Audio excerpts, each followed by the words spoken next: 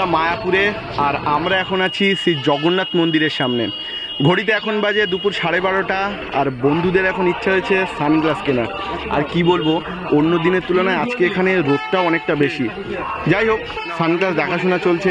আমার এক পিস আছে, তার জন্য আমি আর কিনবো না, ওরাই কিনবে। দেখি কিরম লাগে, দেখি দেখা একটু দর্শকদের দেখি। চারটে ফ্লেভার দিয়ে কত? আর তিনটে?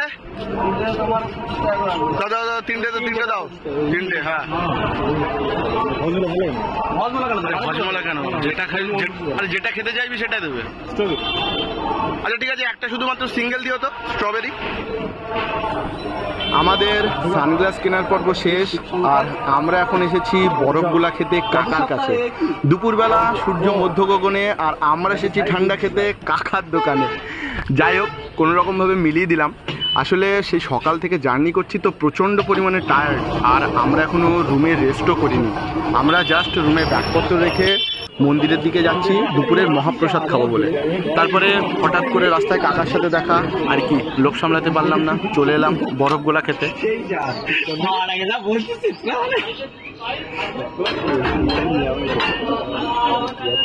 কোথায় কি হচ্ছে? বন্ধ সে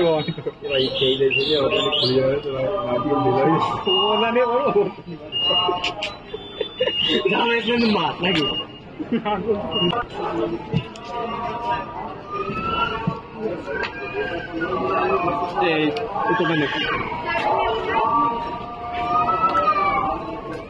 খা দেখি কিভাবে খেতে হয়, এরভাবে খেতে হয়। আরেকবার খা দেখি, খাবার।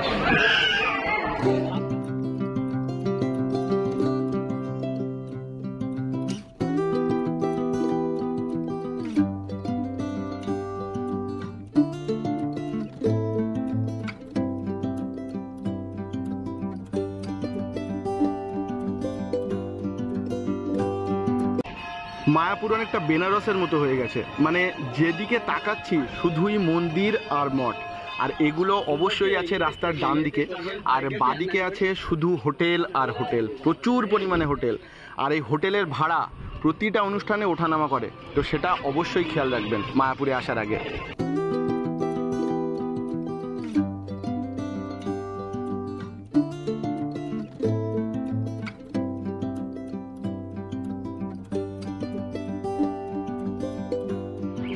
তো ফাইনালি আমরা চলে এসেছি মন্দিরের গেটের সামনে, আর গেটের উপরে লেখা আছে শ্রী মায়াপুর চন্দ্রোদয় মন্দির। শ্রী চৈতন্যদেবের আর এক নাম ছিল চন্দ্র, আর সেখান থেকেই এই ভবনের নামকরণ করা হয়েছে চন্দ্রোদয় মন্দির। আমরা এখন দুপুরের মহাপ্রসাদ খাবো বলে ভিতরে গিয়ে কুপন কাটবো। বাদিকে আছে অখণ্ড হরিনাম সংকীর্তনের জায়গা, এখানে সবসময় হরিনাম সংকীর্তন চলে। আর এই হচ্ছে সেই নতুন ভবন, নতুন মন্দির। আর ডান দিকে আছে মহাপ্রসাদের কুপন কাউন্টার। আমরা এখান থেকেই এখন দুপুরের মহাপ্রসাদের কুপন কাটবো। অখণ্ড হরিনাম সংকীর্তন এখানে লেখা আছে সকাল ও দুপুরের প্রসাদের কুপন এখানে পাওয়া যায়। আর এখান থেকে কিন্তু 40 টাকার কুপন দেওয়া হচ্ছে, যার মধ্যে আছে খিচুড়ি, অন্ন ভাত, সবজি রসা আর ডাল।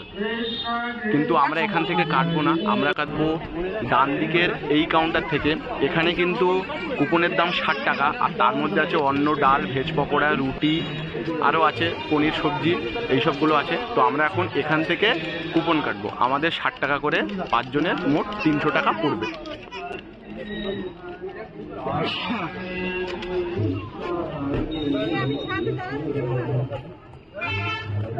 পাঁচটা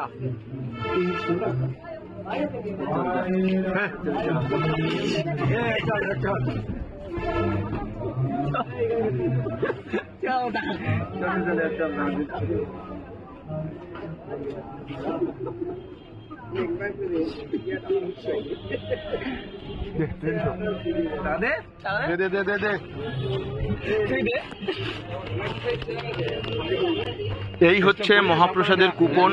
আর আমরা এখন খেতে যাব গীতা ভবনে। এখানে কিন্তু লেখা আছে লাঞ্চ প্রসাদ 12:30 থেকে 1টা এবং 1টা থেকে 1:30 পর্যন্ত। তো আপনারা অবশ্যই 1:30টার আগে আসার চেষ্টা করবেন, যাতে আপনারা দুপুরের মহাপ্রসাদটা খেতে পারেন। অনেক খোঁজাখুঁজির পর আমরা চলে এসেছি গীতা ভবনে। আর অনেকটা হাঁটতে হয় গীতা ভবন খুঁজতে গেলে, মানে যারা জানে না তাদেরকে অনেকটাই হাঁটতে হবে। মন্দিরের যে সীমানা, একদম সীমানা বরাবর আছে হচ্ছে গীতা ভবন। আর এসেই দেখতে পাচ্ছেন যে কি পরিমাণে লাইন এখানে প্রসাদ খাওয়ার। আর সবথেকে বড় কথা, এখানে জুতো রাখার ব্যবস্থা আছে একদম বিনামূল্যে, ফ্রিতে। সুতরাং জুতো চুরি হওয়ার কোনো সম্ভাবনাই নেই। আর এখানে ফ্যান লাগানো আছে, আপনি খাওয়ার পরে এখানে রেস্ট করতে পারবেন। আমরা মহাপ্রসাদের হল ঘরে ঢুকে গেছি। আর দেখতেই পাচ্ছেন যে প্রচণ্ড পরিমাণে ভিড়। ডান দিকে টেবিল চেয়ারের ব্যবস্থা আছে বয়স্কদের জন্য, অবশ্যই আমাদের জন্য না ওটা। আর এখানে এরকমভাবে থালা পাতানো আছে, আপনি গিয়ে বসতে পারেন।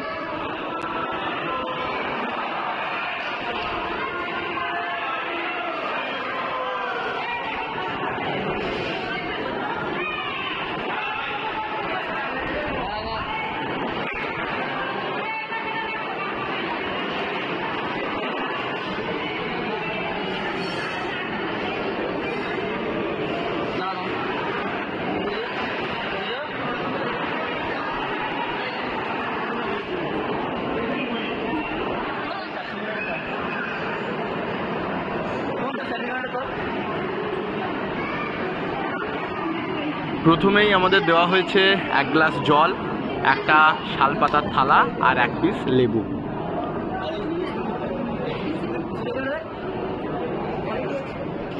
আমাদের দুপুরের খাওয়া দাওয়া শেষ। আর আমরা আছি সেই বিখ্যাত গদা ভবনের সামনে, যার নাম প্রায় আপনারা সবাই শুনেছেন। আর এখন কিন্তু এখানে দুপুরের মহাপ্রসাদ খাওয়ার ভিড় দেখা যাচ্ছে, কারণ এখানেও দুপুর এবং রাতের মহাপ্রসাদ বিতরণ করা হয়। আর একটা কথা বলে রাখি, গদা ভবন কিন্তু আদতে একটা গেস্ট হাউস। আপনি অনলাইনে ওয়েবসাইট থেকে রুম বুক করে এখানে থাকতে পারেন। আর সবথেকে বড় কথা, গদা ভবনের সামনেই এই বিশাল বড় পার্কিং এরিয়া, যেখানে আপনি প্রতিদিন মাত্র 50 টাকার বিনিময়ে আপনার পার্সোনাল গাড়ি পার্ক করতে পারবেন। আর পার্কিং এরিয়া থেকে গদা ভবন একদমই কাছে। তো এখন আমরা যাচ্ছি রুমে। সারাদিন পর প্রচণ্ড টায়ার্ড লাগছে, এখন আমরা রুমে গিয়ে একটু রেস্ট করব। তারপর বিকেলবেলা একটা অটো বা টোটো রিজার্ভ করে মায়াপুরের যে দর্শনীয় জায়গাগুলো আছে সেগুলো দেখব। গুড আফটারনুন, এখন বাজে বিকেল 4:30, আর আমরা কিন্তু বেরিয়ে পড়েছি মায়াপুর দর্শনে। বাস স্ট্যান্ড থেকেই আমরা একটা টোটো রিজার্ভ করে নিয়েছি। আর আমাদের এই টোটোর ভাড়া পড়লো 200 টাকা। আমরা 5 জনে আছি, তো 40 টাকা করে পার হেড। আর এই দাদু বলল যে আমাদের সব জায়গা ভালো করে ঘুরিয়ে দেখাবে। তো দেখা যাক এখন কত দূর দেখায়, প্রথমে কোথায় নিয়ে যায়।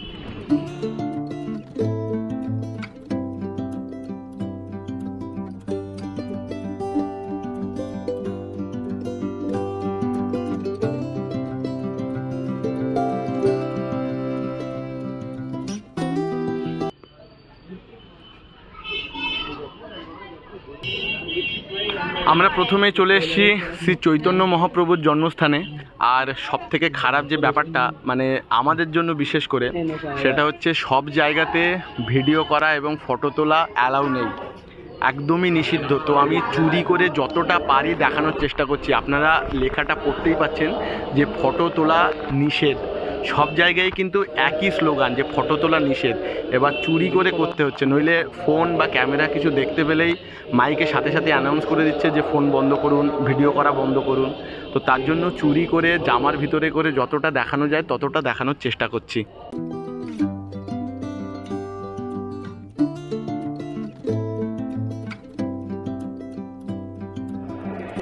এই হচ্ছে সেই কুটির যেখানে শ্রী চৈতন্যদেব জন্মগ্রহণ করেছিলেন। তিনি তার মাতা শচী দেবীর কোলে আছেন, আর তার পাশে আছেন তার বাবা শ্রী জগন্নাথ মিশ্র।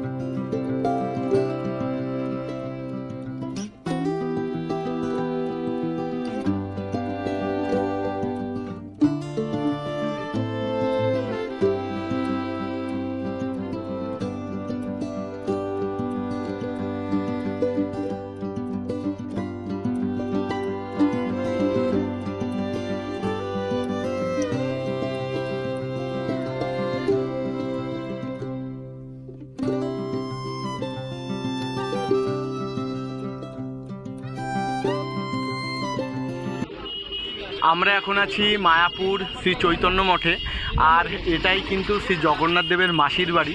রথের সময় পুরী ইস্কন মন্দির থেকে রথ এখানে নিয়ে আসা হয়।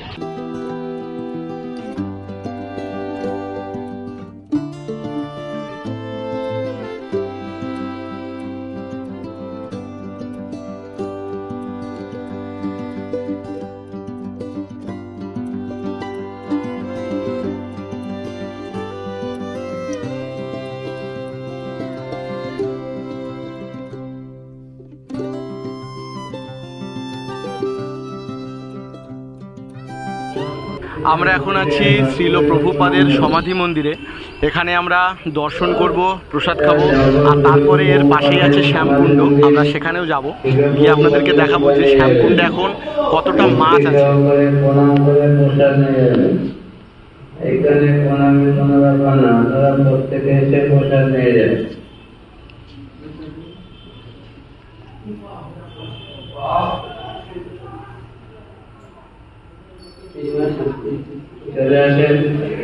পিছনের দিকে হাতে পাইছে মাথা মাথায় ঠুকছে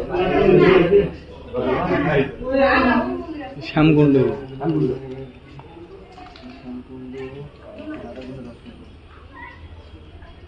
আমরা চলে এসেছি শ্যামকুণ্ডে, আর এখানে কিন্তু লেখাই আছে যে স্নান, পদধৌত এবং কুলোকুচি করা একদমই নিষেধ, কারণ বুঝতেই পারছেন শ্যামকুণ্ডের জল, অবশ্যই এগুলো বারণই থাকবে। আর এখানে মাছেদের খেতে দেওয়ার জন্য বিস্কিট কিনতে পাওয়া যায়, তো আপনারা কিন্তু এখান থেকে বিস্কিট কিনে মাছেদেরকে খেতে দিতে পারেন, কোনো সমস্যা নেই, কেউ কিছু বলবেও না। আর এখানে অনেক মাছ আছে শ্যামকুণ্ডে।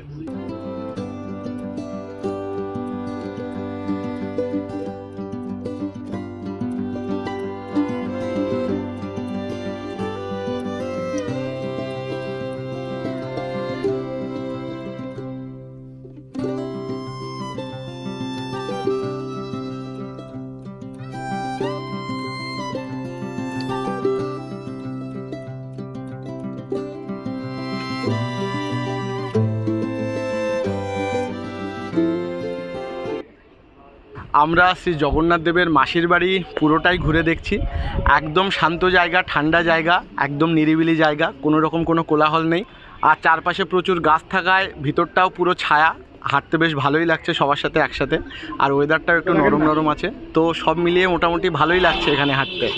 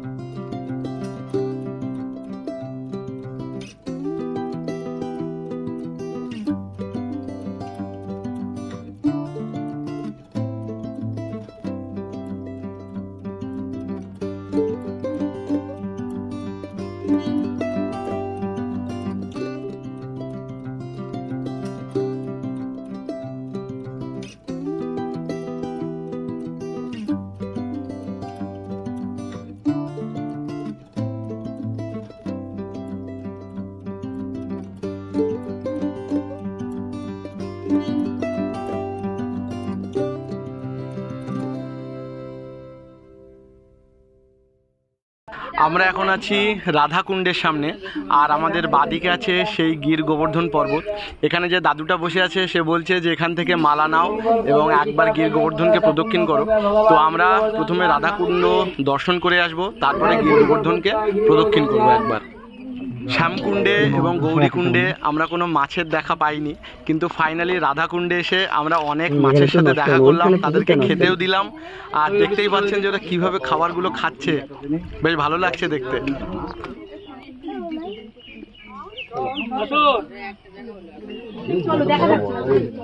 কাটলাম এটা দূর ওরা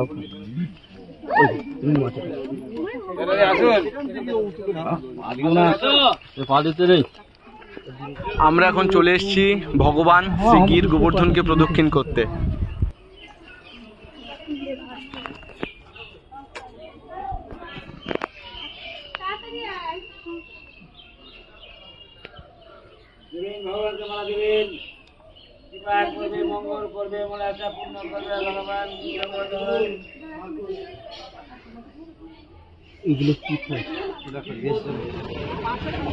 আমাদের ফাইনাল ডেস্টিনেশন হচ্ছে চাঁদকাজির সমাধি। এখান থেকে কিছুটা সামনের দিকে হেঁটে গেলে বাদিকেই পড়বে সেই সমাধি। তো চলুন দেখা যাক সেই চাঁদকাজির সমাধি।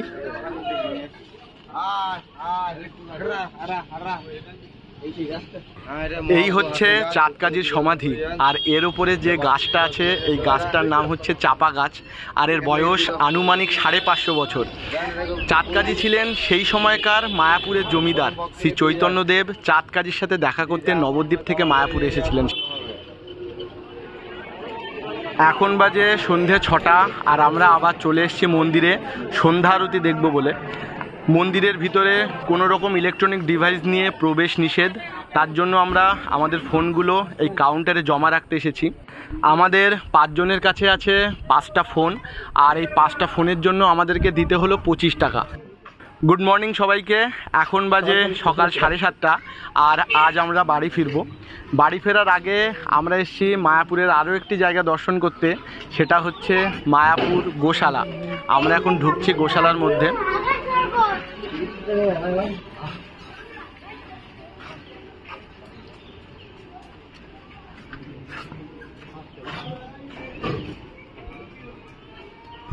বাদিকের এই যে দোকানটা দেখছেন, এখানকারই গরুর দুধে তৈরি ঘি, মাখন, পনির এইসব পাওয়া যায় উপরে। আর তাছাড়া গ্যাস, অম্বল আরও বিভিন্ন রকম রোগের ওষুধ পাওয়া যায় এখানে।